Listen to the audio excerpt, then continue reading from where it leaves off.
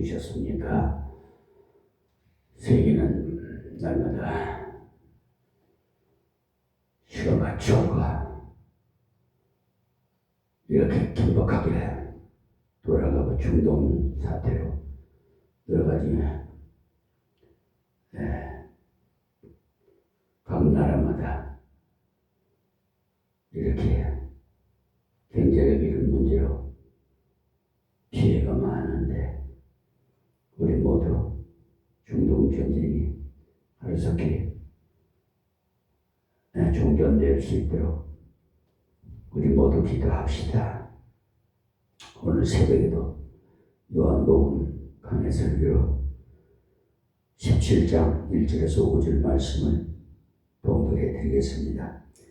예수께서 이 말씀을 하시고 눈을 들어 하늘을 우러러 가라사대 아버지여 내가 이르렀사오니 아들을 평화롭게 하사 아들을 영화롭게 하사 아들로 아버지를 영화롭게 하게 하옵소서.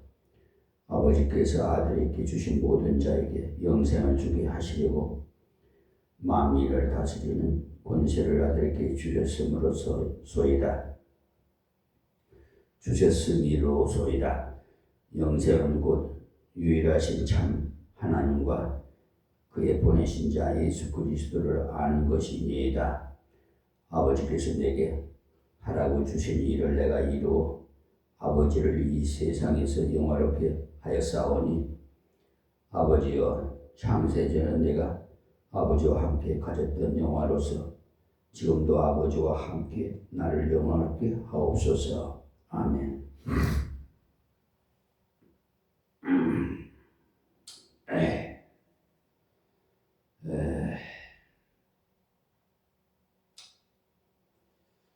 우리는 한 말씀 한 말씀을 받을 때 성령의 충만해서 말씀을 받아야 그 한 말씀 한 말씀 듣는데 열마디의 지혜스러운 은혜를 받을 수가 있습니다. 요한복음 17장은 주님이 친히 드린 기도인데 주님께서 드린 기도 중에 가장 긴 기도이기도 합니다.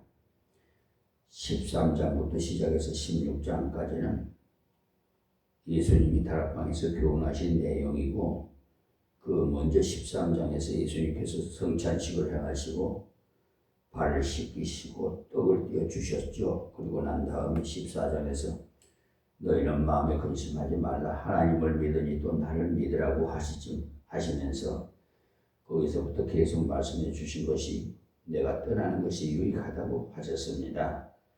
주님이 떠나심으로 성령이 오시고 성령이 오시면 예수님의 육체로 이 땅에 있는 것보다 더 낫다고 하셨습니다. 그래서 주님이 하신 일을 우리도 할 것이고 주님이 하신 일보다 더 큰 일도 할 것이라고 엄청난 약속을 하셨어요. 성령이 오시면 너희를 진리 가운데로 인도하셔서 너희를 진리로 승리하게 하신다고 했어요. 그러면서 마지막에 나는 세상을 이겼다. 너희는 염려하지 말고 믿음으로 걸어가면 반드시 이긴다. 내가 너희와 함께 하기 때문이다라고 말씀하시고 기도를 하신 겁니다. 간단하게 말하면 행하시고 가르치시고 기도하셨어요. 지금 우리의 삶도 꼭 그랬으면 좋겠습니다. 실제로 겸손을 행하시고 사랑을 나눠주시고 그리고 그 의미를 사람들에게 가르쳐주고 함께 교제를 통해서 나누고 그리고 그것에 하나님이 더욱더 복을 주어서 지속적으로 감당할 수 있기를 위해서 기도드린다면 가장 이상적인 신앙생활이 되지 않을까 생각을 합니다. 예수님이 걸어가신 자체를 그대로 걸어가는 것이 귀합니다. 이 17장을 가리켜서 대제사장으로서 드린 기도라고 합니다. 예수님께서 이 모든 사람을 위해서 대제사장으로서 드린 기도라는 겁니다. 그 기도 내용을 살펴보면 1절에서 5절까지는 주님 자신을 위한 기도였어요. 그리고 6절에서 19절까지는 제자를 위한 기도를 하시고요. 20절에서 마지막 26절까지는 온 세상을 위한 기도를 하셨습니다. 기도의 범위를 확대시켜 나가는 것도 우리가 그대로 본을 받아서 그래야 귀한 것입니다. 먼저 자신을 위해서 기도하고 그 다음에 자신을 통해서 배운 사람을 위해서 기도하고 아직까지도 주께로 돌아오지 않은 제자들을 통해서 믿을 사람들을 위해서 기도했습니다. 우리들의 기도도 그와 같이 범위를 높여가면서 합당하겠다는 생각이 듭니다.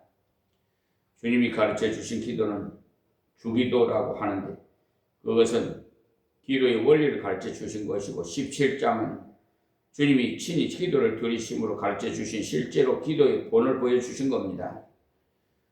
오늘 그 본문으로 읽은 1절에서 5절의 말씀에는 예수님이 가르쳐 주신 주기도의 첫 부분인 하늘에 계신 우리 아버지의 이름이 거룩히 여김을 받으시고와 같은 내용이 먼저 나옵니다.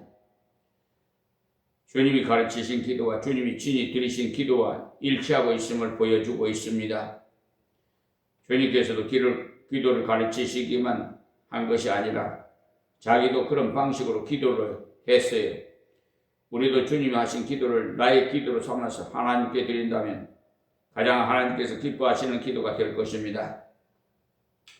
본문 1절입니다. 예수께서 이 말씀을 하시고 눈을 들어 하늘을 우러러 가라사대 아버지여 때가 이르렀사오니 아들을 영화롭게 하사 아들로 아버지를 영화롭게 하게 하옵소서. 아멘. 앞에 14장, 15장, 16장 전 내용을 한마디로 요약을 하면 주께서 보혜사 성령을 보내주시겠다는 약속이었습니다. 그 내용을 다 말씀하시고 눈을 들어 하늘을 우러러 가라사대라고 기도드렸죠. 지금 우리들이 기도하는 것과는 조금 달라요. 우리는 기도를 할 때 눈을 감고 드리지만 예수님은 눈을 들어 하늘을 우러러 보시면서 기도하셨어요. 반드시 눈을 감아야 기도가 되는 것이 아닙니다. 눈을 뜨느냐 눈을 감느냐는 것은 그렇게 중요한 것이 아닙니다. 어떤 분은 눈을 감고 기도하면서 잡념이 생긴다고 하는데 그런 분들은 눈을 뜨고 기도하는 것이 나아요. 어떤 분은 눈을 뜨고 기도하니까 앞에 사물이 얼른거리면서 안 되겠다고 하는 분도 있고 그런 분들은 눈을 감고 기도하는 것이 좋고요. 또 예수님은 다 가르치시고 하늘을 우러러 보면서 기도하셨듯이 어떤 분들은 하늘을 우러러 보면서 기도합니다. 눈을 감느냐 눈을 뜨느냐가 중요한 것이 아니고 하나님께 집중해서 기도를 하는 자세가 중요합니다. 기도는 하나님께 향하여 마음을 쏟아야 하기 때문에 형식에 너무 얽매이지 마시고 하나님께 나의 마음을 쏟을 수 있는 방법을 찾으십시오. 꿇어앉아서 기도하는 것이 마음을 쏟을 수 있으면 꿇어앉아서 기도하시고요. 그러나 꿇어앉아서 기도하니까 다리가 저려서 힘드시면 편안한 자세로 기도하십시오. 저는 10분만 꿇어앉아 있으면 다리가 저려서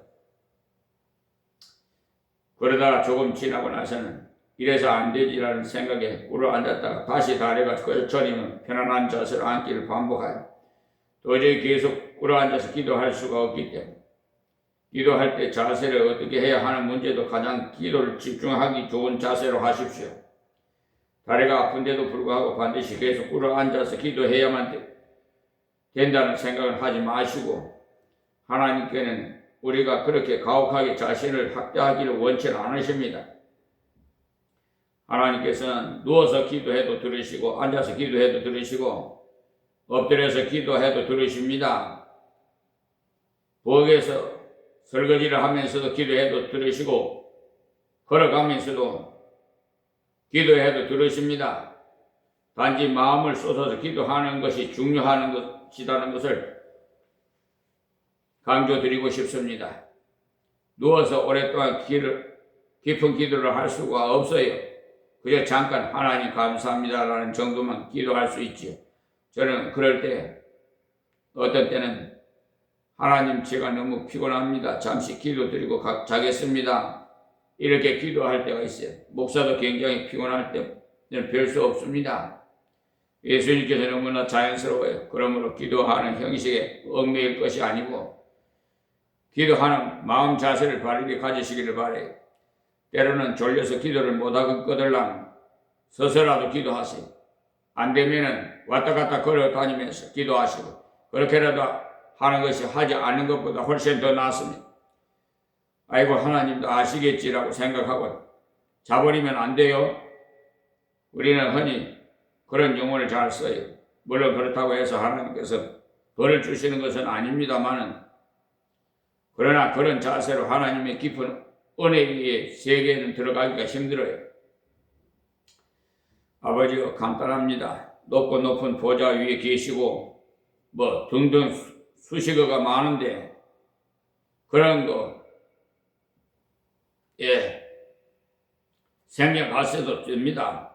서론이 없이 바로 본론으로 들어가세요. 서론이 길다는 것은 관계가 멀다는 거예요. 인간관계에 있어서도 관계가 먼 사람과 만나면 서론이 많습니다. 자기 아버지께 가서 그렇게 말하는 사람이 없어요. 어머니에게 더 친근해 예수님도 하나님 기도하는 것이 너무나 자연스러워.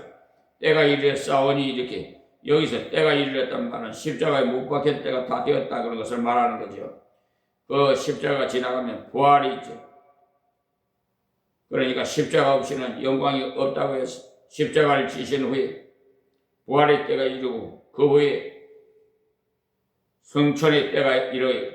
하나님께서는 아무렇게나 행하시는 것이 아니고 계획에 따라서 행하시고 이때는 십자가를 질 때인데 십자가를 나를 향한 하나님의 사랑을 나타내는 겁니다. 우리가 아직 지행되었을 때 그리스도께서 우리를 위하여 죽으심으로 하나님께서 우리에게 대한 자기의 사랑을 확증하셨느니라고 로마서 5장 8절에 말씀하셨습니다. 주님께서 때가 이르렀사오니라고 하신 것은 하나님의 사랑을 증명할 때가 이르렀다는 말씀입니다. 하나님의 사랑을 증명하기 위해서는 자기를 완전히 버리면 하나님의 권능을 나타내는 때가 옵니다. 여러분들도 마찬가지 여러분이 하나님의 사랑을 위해서 희생하면 그것을 통해서 하나님의 권능을 나타낼 때 우리를 참여하게 하십니다. 부활한 죽은 자도 살리시는 하나님의 권능을 나타내 주신 거죠.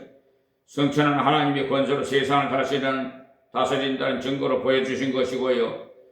그리고 예수께서 성천하신 건 지금도 살아계시면서 우리를 계속 다스려 주기 위한 것입니다.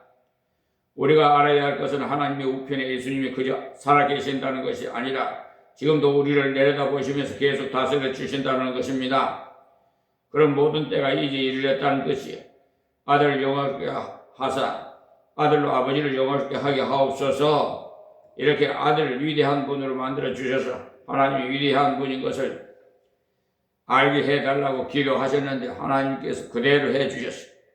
아들에게 죽기까지 복종하고 십자가까지 기쁨으로 지는 것이 영화롭게 되는 길이었어요. 우리는 자꾸 십자가를 생각할 때 못 박히는 것을 고통스러운 것으로만 생각하는데 앞으로 예수님께서 인자가 영광을 받을 때가 왔도다라고 하신 말씀대로 예수님이 십자가에 못 박히는 것을 온 세상을 향한 하나님의 사랑을 증명할 수 있는 기회를 얻는 것입니다. 우리도 꼭 이와 같이 하나님께 기도했으면 좋겠습니다. 주님, 내가 1시간 희생함으로 하나님의 영광이 드러난다면 내가 돈을 몇천 원만 희생함으로 하나님께 영광이 돌려진다면 그것을 기쁨으로 감당하며 하나님이 영광을 받으시고 나를 영화롭게 하소서라고 시간에도 말씀드렸듯이 아버지 이름 거룩해지려면 그 자녀들이 거룩해야만 됩니다. 여기서 그 원리를 그대로 말했습니다. 아들을 영화롭게 하사 아들로 아버지를 영화롭게 하게 하옵소서라고. 지금도 우리들도 꼭 이런 기도를 드려야 됩니다. 하나님의 뜻이 어렵든지 쉽든지 그것을 정말 기쁘게 순종해서 사람에게 저 사람은 정말 하나님의 자녀답다. 저 사람은 정말 성도답다. 이런 말을 통해서 하나님이 위대하심을 증명하게 하시기를 기도해야 합니다. 이렇게 42일 동안 기도하면서 우리가 먼저 은혜를 받고 복을 받고 능력을 받아야 돼. 내가 잘 나가기 위해서가 아니라 하나님을 영화롭게 하기 위해서 그렇게 해야 합니다. 아버지는 굉장히 부자인데 아들은 가난하게 살면 그 아들이 아버지에게 욕이 돼. 아버지는 굉장히 훌륭한데 아들은 어리석게 늘 사고만 치면 아버지 이름이 형편없이 사람들에게 알려져요. 그렇기 때문에 먼저 아들을 영화롭게 하사 그 아들 아버지를 영화롭게 하게 하옵소서라고 기도하십니다. 그러니까 여러분들도 부족하지만 내게 복을 내리시고 내게 하나님의 뜻을 기쁘게 순종할 능력을 주어서 세상 사람들이 인정할 수 있는 하나님의 자녀가 되게 해 주시옵소서. 그래서 하나님은 얼마나 위대하다는 것을 나타나게 해 주시옵소서라고 기도하십시오. 성경은 우리에게 하나님께도 인정을 받고 사람들에게도 인정을 받는다는 것이 가장 이상적인 것이라고 가르치고 있어요. 잠언서 3장 3절에서 4절의 말씀을 참고하십시오. 누가복음 5장 52절에도 보면 예수는 그 지혜와 그 키가 자라가며 하나님과 사람에게 더 사랑스러워 가시더라고 했어.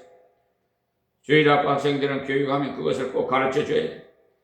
어떤 사람은 다른 사람이 무슨 소리를 하든지 상관없이 하나님만 알아주면 돼라고 하는데 그것은 반쪽밖에 모르는 사람이에요. 사람들이 다 좋아하는데 하나님이 좋아하지 않는 것도 참으로 불행한 거예요. 하나님은 우리가 원만한 은혜에 이르기를 원하십니다. 예수님이 십자가에 못 박히실 때 내 아들을 영화롭게 하사 그 아들 아버지를 영화롭게 하게 하옵소서라는 이 기도가 그대로 이루어져서 십자가에 예수님을 하나님께 얼마나 큰 영광을 돌려드렸는지 모릅니다. 십자가에 못 박이자 말자 밑을 내다보니까 자기를 못 박던 사람들이 조롱하던 사람들이 내려와 보라 그러면 내가 아버지 아들인 것을 알겠다는 소리를 하며 침을 뱉고 욕을 했죠. 그럴 때 보통 상식적으로 말하면 하나님 공의대로 말해 향해 주옵소서라고 할 것이지만 예수님은 아버지여 저들을 사하여 주옵소서 자기가 하는 것을 알지 못함이니다라고 기도했죠. 그래서 아들을 영화롭게 이렇게만 하사 그 아들 아버지를 영화롭게 하게 하옵소서라고 기도한 그대로 이루어졌어요. 예수님은 십자가를 지되 하나님이 기뻐하는 대로 이루셨어요. 주님은 만민을 위해서 십자가에 못 박이시면서 자기에게 욕하는 자들 위해서 아버지가 저들을 사하여 주옵소서 자기가 하는 것을 알지 못하는 나이다. 이렇게 기도함으로써 십자가의 진정한 의미를 퇴색시키지 않았습니다. 그런데 그것 때문에 무슨 사건이 일어났어요. 옆에 있던 십자가의 강도가 변화되고 엄청나게 놀라운 사건이 일어났죠. 원래는 양쪽 강도가 다 같이 주님을 욕했어요. 예수야 빨리 내려가 봐라. 그리고 우리도 내려주면 네가 하나님의 아들인 줄 알겠다라고 조롱하며 욕을 했댔어. 그런데 예수님 원수를 향한 용서의 기도를 하는 것을 듣고는 한 강도는 거기에서 마음이 바꿔져 버렸어. 아, 이분은 정말 우리와 다르구나. 정말 하나님의 아들이구나. 어떻게 자기를 죄 없는 가운데 못 박이면서 자기를 십자가에 못 박게 한 자들을 위해서 저렇게 기도를 해줄 수가 있는가 생각하고 그 중에 한 사람이 주여 당신이 나라에 이를 때 나를 기억하옵소서라고 했잖아요. 어떻게 그런 용기가 생기겠어요? 자기를 잡아 죽이려는 사람들도 사해 주려는 분이 직접 십자가에 못 박이는 일에 가담을 하지 않은 자신을 얼마나 은혜를 베푼 분이라는 것을 알고 용기와 믿음이 생겼어요.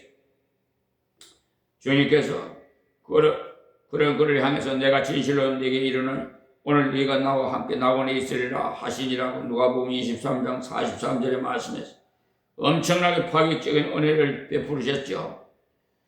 금방 죽은 사람이었던 십자가 옆에 한 강도가 죽을 사람이요 믿음으로 구원받아서 영원한 나라에 이르는 것을 보면 우리는 지금 당장 숨 넘어가는 사람 그런 사람에게도 찾아가서 전도해야 하는 이유를 깨달아야 합니다. 우리는 다 그렇게 가서 만납니다. 그리고 거기서 엄청난 영광을 하나님께 돌려 예수님이 돌아가실 때 3시간 전부터 깜깜해졌다가 돌아가시는 순간에 지진이 일어나고 바람이 불고 야단났어. 그것을 본 처형 대장인 백부장이 이 사람 진실로 하나님의 아들이었다라고 고백을 하죠. 그것이 하나님께 영광을 돌린 것. 예수님께서 하셨던 아들을 영화롭게 하사 그 아들 아버지를 영화롭게 하게 하옵소서라는 이 기도는 그대로 다 이루어지고 여러분들도 주님 내가 희생해서 하나님의 영광을 받으시게 해 주시옵소서라고 기도하시고 영화롭게 희생하시면서 하나님께 영광을 돌림으로써 높이시는 위대한 일에 동참하시기를 바랍니다. 2절 말씀에 아버지께서 아들에게 주신 모든 자에게 영생을 주게 하시려고 만민을 다스리는 권세를 아들에게 주셨음이로소이다. 이것을 보면 아무나 영생을 받는 것이 아니라는 것을 알 수가 있어요. 아버지께서 아들에게 주신 모든 자가 영생을 받아요. 영생을 주시기로 작정된 자는 다 믿더라고 사도행전 13장 48절에 말씀하셨죠. 알고 보면은 우리가 전도하는 것도 하나님의 그 계획을 따라서 예수님을 통해서 구원할 자를 찾는 겁니다. 칼빈은 그것을 두고 성자 예수님의 지한 속죄라고 표현을 했어요. 예수님의 십자가는 만민의 죄를 다 속할 권세가 있지만 그것은 하나님께서 주신 자에게만 적용이 돼요. 그래서 아버지께서 아들에게 주신 모든 자에게 영생을 주게 하시려고 이렇게 말씀했지 않습니까? 만민을 다스리는 권세를 아들에게 주셨음으로소이다. 그러니까 하나님은 만민을 다스리는 권세를 아들에게 주셨어요. 주님은 만민을 다스리는 전구로 자기를 다스렸어요. 그러면서 자기를 주셨는데 주님은 만민을 다스리는데 성김을 통해서 다스리고 세상의 모든 다스리는 자들은 군림하면서 다스려야 합니다. 내가 한마디 하면 어떻게 되는 줄 알아? 그런 식으로 권위를 내세워요. 그러나 주님은 그렇지 않아요. 성김을 받으러 온 것이 아니라 섬기러 왔다고 하셨죠. 인자에 온 것은 성김을 받으러 함이 아니라 도리어 섬기려 하고 자기 목숨을 많은 사람이 대성물로 주려 함이니라고 마가복음 10장 45절과 마태복음 20장 28절에 말씀하셨습니다. 예수님은 하나님이 주신 권세를 사용하시기를 자신의 생명을 죄인들이 죄를 대속하는 대속물로 주어서 희생함으로 그들의 자원에서 굴복함으로 순종하게 되었습니다. 우리들도 그렇게만 할 수만 있다면 최고의 통치자가 됩니다. 주일학교를 섬기든지 전도회를 섬기든지 교회를 섬기든지 내가 먼저 희생함으로 그들을 돌아보는 자로 보여서 아이고 저분에게 순종을 하지 않다가는 벌을 받지라고 생각이 들도록 해야 정상이. 주님이 만민을 다스리는 권세를 그렇게 바로 사용하셨기 때문에 주님은 참으로 사랑으로 세계를 지배했어요. 우리에게 만물을 다스리는 능력이 없는 것은 다른 사람에게는 무엇을 어떻게 해야 된다고 말을 하면서도 정작 자신을 다스리지 못하는 데 있어요. 감정에 치우쳐서 성을 잘 내요. 그렇기 때문에 우리는 성이 날 때 자극하지 않아야 합니다. 그런데 주님은 절대 그렇지 않았어요. 채찍을 가지고 예루살렘 성전에서 비둘기 파는 사람을 쫓아낼 만큼 화가 났을 때도 주님은 비둘기를 날려보내지 않았어요. 그것들을 거기서 가져가라고 했어요. 날려보내면 못 잡게 되고 돈도 쏟아 버려서 다시 주울 수 있게 했고 그렇게 화가 난 상태에도 자기를 다스렸다는 말. 정말 주님은 전능자입니다. 3절에 영생은 곧 유일하신 참 하나님과 그의 보내신 자 예수 그리스도를 아는 것이니이다. 그러니까 요한복음 3장 16절에도 우리는 영생에 대해서 배우기를 하나님이 세상을 이처럼 사랑하사 독생자를 주셨으니 이는 저를 믿는 자마다 멸망치 않고 영생을 얻게 하려 하심이라고 그 말씀대로 저를 믿는 자마다 누구나 영생을 얻는다고 배웠어요. 그런데 여기서는 영생은 하나님이 한 분이신과 전능자와 통하는 길은 예수님 뿐임을 인 것을 아는 사람이 영생을 얻는다고 했어요. 이 말씀은 바로 하나님을 참으로 알아버리면 안 믿을 수 없다는 말입니다. 여기서 안다는 것은 지식적으로 안다는 말이 아닙니다. 아담이 하와를 맞이해서 동침하였더라 했을 때 동침이 곧 알았더라는 말입니다. 경험적으로 깊이 체험했다 이 말이에요. 여기서 예수님을 알았다는 말은 곧 예수님이 경험적으로 깊이 체험함을 말합니다. 하나님은 오직 한 분이시고 온 세상은 다스릴 전능자이신 분이에요. 그 문제로 가는 길은 그분이 보내신 예수 그리스도의 그의 십자가의 부활을 믿음으로만 하나님께 갈 수가 있다는 것을 아는 사람은 그것을 안 믿을 수가 없습니다. 그런 의미에서 보면 믿는다는 말과 안다는 말은 일치합니다. 여러분은 하나님은 참으로 전능자이신 줄 믿으시기 바랍니다. 그리고 그분 연결하는 중보자는 하나님의 아들 십자가에서 죽으신 예수 그리스도를 한 분밖에 없는 줄 믿으시기 바랍니다. 그것을 확실히 믿고 알아버리면 확실히 영생을 얻어요. 다른 증거는 아무것도 없어도 됩니다. 영생이라는 것은 말은 영원히 산다는 것을 강조한 말이 아닙니다. 하나님의 생명을 받았다는 뜻입니다. 알고 보면 지옥 간 사람들도 영원히 삽니다. 지옥 가서 죽어버리는 것 같으면 별로 불쌍하지 않지요. 그러나 그 불 속에 들어가서 영원토록 고생하는 거예요. 죽을래야 죽을 수가 없어요. 죽어버리면 고통받는 걸 모르니까 좋겠는데 안 죽여요. 그냥 영원토록 고통받게 만들어요. 영별이라 영원히 살때 하나님과 영원히 사는 것이 영생이고 하나님의 생명을 얻지 않고는 하나님을 알 수가 없어요. 그 성령을 받지 않고는 하나님 모른다는 말.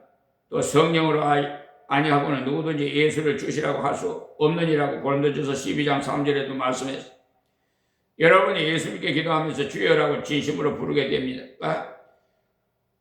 됩니까? 그러면 성령을 확실히 받았어요. 다른 증거를 찾을 필요가 없어요. 그러므로 내가 너희에게 알게 하느니 하나님의 영으로 말하는 자 누구든지 예수를 저주할 자라 하지 않고 또 성령으로 아니하고는 누구든지 예수를 주시라 할 수 없느니라고 고린도전서 12장 3절에 말씀하셨어요.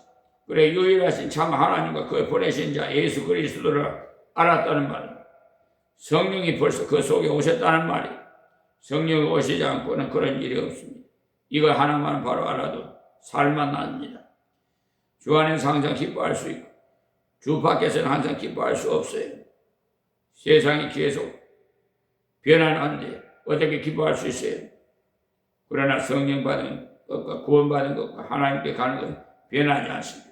자, 4절 말씀에 아버지께서 내게 하라고 주신 일을 내가 이루어 아버지를 이 세상에 영화롭게 하여 싸우니라고 지금까지 주님이 해오신 일을 한마디로 줄여서 정리한 말씀.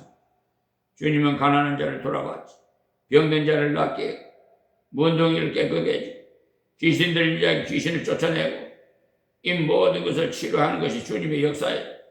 가난을 치료하고 육신을 치료하고 마음을 치료하는 것이었습니다. 우리 교회도 이렇게 치료하는 교회가 되어야 됩니다. 착실하고 얌전한 사람을 보면서 그 사람이 예수 믿는 사람 같다고 하는데 그런 사람이 오히려 속에 들어가 보면은 얼마나 교만한지 몰라요. 자기가 착실하다고 생각하기 때문에 남을 판단하고 있어요. 주님은 그런 사람들 중심으로 부른 것이 아니에요. 세리를 부르고 창기를 부르고 고통받는 자를 불렀어요. 신사이면서도 자기가 아무것도 아니라고 고백하는 사람도 마찬가지로 주님이 부르셨어요. 주님께서 오셔서 십자가에 못 박힐 때까지 계속 그 일을 했어요. 그런 일을 통해서 아버지께서 내게 하라고 주신 일을 내가 이루어 아버지 이를 이 세상에서 영원롭게 하여 싸우니라는 말씀대로 하나님 얼마나 좋은 분이시라는 것을 세상에 알려주었습니다. 부자를 잘 대접하다거나 착한 사람을 잘 대접했다면 당연히 그런 일을 했다고 하겠지만 문둥이를 잘 돌봐주고 귀신이 들려서 미쳐나간 사람을 잘 돌봐주고 먹을 것이 없어서 배고파하는 사람들을 도와줌으로써 좋으신 하나님, 우리의 모든 것을 치료하는 하나님이심을 나타내셨습니다. 주님 아버지를 영원롭게 하기 위해서 그 일을 하셨습니다. 주님께서 그렇게 하셨듯이 우리들도 착한 일을 많이 해야 합니다. 착한 일 때문에 구원받는 건 아니지만은 구원받은 사람은 착한 일을 많이 하게 돼 있어요. 에베소서 2장 8절에 보면 너희가 그 은혜를 인하여 믿음으로 말미암아 구원을 얻었나니 이것이 너희에게 난 것이 아니요 하나님의 선물이라고 했어요. 구원은 절대로 인간의 노력으로 생겨나는 것이 아니고 하나님의 은혜로 선물을 받는다고 했어요. 그러면서 9절에 더욱 강조를 하는 길을 행위에서 난 것이 아니니 이는 누구든지 자랑치 못하게 함이니라고 에베소서 2장 9절에도 말씀해요. 절대로 구원은 행위로 받지 않는다고 했어요. 만약에 행위로 구원받는다면 천국에서도 서로 자랑거리로 넘쳐날 거예요. 나는 2억을 헌금을 했더니 천당에 왔다. 나는 전도를 2,000명 했더니 천당에 왔다. 나는 하루에 기도를 12시간씩 했더니 천당에 왔다라고 하면서 서로가 자신을 자랑하느라고 난리 날 것입니다. 그러면 속으로는 서로 자기만 했나 나도 했지 할 것이고, 자랑이 있는 곳에는 시기가 일어나고 질투가 일어나고, 그러면 천당이 될 수 없습니다. 아무런 행복도 없어요. 성경은 분명히 행위로 구원받는 것이 아니라고 했어요. 그 이유는 자랑치 못하게 하기 위함이라고 말씀하셨어요. 그저 주여 감사합니다. 나같이 부족한 것이 여기 왔네요. 주여 아무것도 하지 않았는데 내가 여기 왔으니 하나님 은혜에 감사하고 찬양합니다 하기 위해서 행위로 구원을 주지 않았어요. 그러면서 10절에서 우리는 그의 만드신 바라 그리스도 예수 안에서 선한 일을 위하여 지으심을 받은 자니 이 일은 하나님이 전에 예비하사 우리로 그 가운데서 행하게 하려 하심이니라고 에베소서 2장 10절에도 말씀하시죠. 하나님께서 우리를 만들어 주셨는데 그리스도 안에서 선한 일을 하게 하기 위해서 만들어 주셨어요. 구원받기 위해서 선을 행하는 것이 아니고 구원받고 난 뒤에 선을 행함으로 하나님을 높이고 예수님을 높이라고 구원을 선물로 주셨어요. 선한 일을 위해 지으심을 받은 자니 이 일은 하나님이 전에 예비하사 우리로 그 가운데서 행하게 하려 하심이라고 에베소서 2장 10절에 말씀했어요. 그러므로 우리가 예수 믿는 뒤에는 반드시 선을 행해야지. 그래야 아버지를 높일 수 있고 아버지가 좋으신 분인 것을 세상에 나타낼 수 있어요. 그런 의미에서 우리 교회는 착한 일을 많이 해야 돼요. 오늘 우리 모두가 나가서 쓰레기를 주우면서 전도를 했든지 그렇게 한 이유는 착한 일을 해야 하나님이 높일 수 있게 되는, 착한 일을 위해서 구원받는 것은 절대 아니에요. 우리 교회가 가난한 사람도 돕고 병든 자도 치료하는 일을 해야 돼요. 그러나 그것이 교회의 주목적이 돼서는 안 됩니다. 우리의 주목적은 구원을 통해서 하나님을 높이는 거예요. 예수님이 이 땅에 그것을 본으로 지어 행하셨기 때문에 아버지께서 내가 하라고 주신 일을 내가 이루어 아버지를 이 세상에서 영화롭게 하여 싸우니라고 주님께서 이렇게 일을 하시다가 마지막으로 아버지를 영화롭게 하신 일을 십자가에 권능으로 그 일을 하시다가 이제는 자기 목숨까지도 만민을 위해서 주심으로 하나님이 얼마나 사랑이 많으신 분인가를 드러냈습니다. 자, 5절 말씀입니다. 아버지여, 창세전에 내가 아버지께 함께 가졌던 영화로서 지금도 아버지와 함께 나를 영화롭게 하옵소서. 이 말씀이 1장 1절에 대주의 말씀이 계시니라. 이 말씀이 하나님과 함께 계셨으니 이 말씀이 곧 하나님이시라는 말씀을 통해서 예수님은 창세부터 계신 분이 아니고 창세 전에 아버지와 함께 계셨던 분이라고 말씀했어요. 예수님 몸을 입고 이 땅에 오셨지만은 그분은 영원하신 하나님이십니다. 할렐루야. 아버지여, 창세전에 내가 아버지와 함께 가졌던 영화로서 지금도 아버지와 함께 나를 영화롭게 하옵소서란 이 말씀은 아버지가 위대하신 분인 것처럼 나를 위대한 하나님의 아들로 보여지게 해 주십시오라는 말. 이 기도를 한 이유가 뭐냐? 십자가를 영화롭게 질 수 있도록 해달라는 거예요. 우리들도 십자가를 지되 영광스럽게 멋있게 져야 돼. 예수 위해서 고생을 해도 좀 멋있게 하십시오. 내가 왜 이런가 모르겠다라고 하면 안 돼요. 예수를 위해서라면 고난도 가난도 좀 멋있게 이겨나가야 되겠어요. 그럴 때 아버지를 영화롭게 하는 거예요. 예수님께 여기서 이렇게 기도했는데 나중에 빌립보서 2장 9절 10절에서 이름으로 하나님 그를 지극히 높인 모든 이름 위에 뛰어난 이름을 주사 하늘에 있는 자들 땅에 있는 자들 땅 안에 있는 자들 모든 무릎을 예수의 이름에 꿇게 하시고라고 한 것을 볼 때 이 기도 그대로 이루어졌다는 것을 알 수가 있습니다. 그러므로 이 새벽의 말씀을 기억하시고 우리들도 주님의 기도를 그대로 본받아서 하나님께 같이 기도했으면 좋겠습니다. 그리고 내일부터 우리 모든 행사도 그렇게 기도했으면 좋겠습니다. 먼저 아버지를 찾으시고 아들을 영화롭게 하사 아버지를 영화롭게 하옵소서라고 한 것처럼 우리에게 복과 권능을 엄청나게 주셨습니다. 아버지의 뜻을 기쁘게 순종함으로 아버지가 위대함을 드러내 내게 해달라고 기도하십시오. 그리고 하나님께서 예수님께서 만민을 다스리는 권세를 주셨는데 예수님은 성김이 도리를 실천해서 만민을 다스렸어요. 여러분도 섬길 능력을 하나님께로부터 구해서 집에서나 직장에서나 많이 섬기십시오. 여러분이 가는 곳마다 시선과 섬김을 끌어 세상을 다스리는 사람이 되라 이 말씀입니다. 원래 민주주의는 성경에 나왔기 때문에 지도자가 되려면 국민을 많이 섬겨야 돼. 어제도 이재명 대통령께서 기독교 연합에서 부활절 예배에 참석해서 말씀하시는 것을 제가 봤습니다. 투표할 때도 똑똑한 사람을 찍으면 안 돼요. 많이 섬기는 사람을 찍어야 돼요. 그 사람이 지도자가 되면 더 섬길 것이기 때문에. 그런데 우리 주위에 보면 실컷 나쁜 짓을 하다가 선거 때가 되면 멍석을 깔아놓고 큰절을 하고 야단네. 그래 투표해주면 언제 만나는 식이에요. 아주 배신하는 자들. 그렇게 해서 당선되고 나면 그 다음부터는 뻣뻣해져 버려요. 속지 마세요. 평소에 섬기던 사람을 지도자로 뽑아야 돼요. 저는 그렇게 생각해요. 선거 때 10억, 20억 썼다고 하는 그 돈 선거 비용에 쓰지 말고 평소에 다니면서 가난한 자를 도와주고 때로는 조상집에 다니면서 10만원, 5만원이라도 쓴 사람은 지도자를 세워야 되는데 우리는 선거운동 기독교관에 봉투를 주는 사람은 좋아하고 그런 사람은 절대로 받지도 말고 주지도 마세요. 우리도 주님과 같이 성경을 다스리는 자가 되어 멋있는 아버지를 나타낼 수 있도록 해.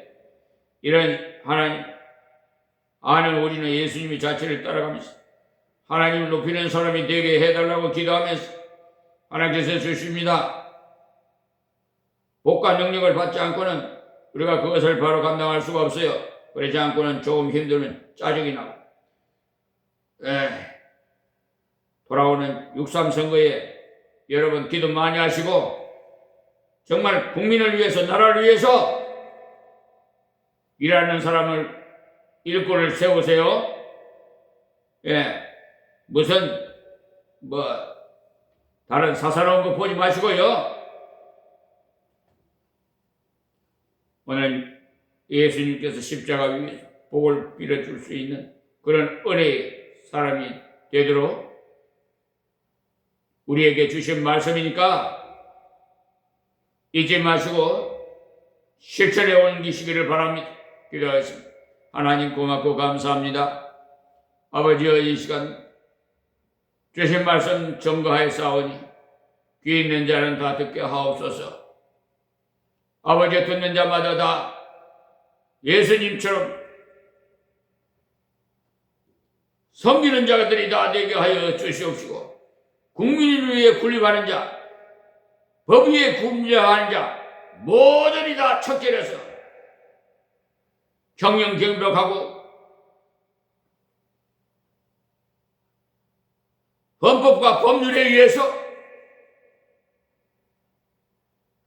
정직하게 양심적으로 판단하고 결정하는 처분하는 사법행정을 지을 직무에 수행하는 모든 분들에게 아버지여 이 나라 질서와 기준이 바로 서도록 하나님 역사해 주시옵소서.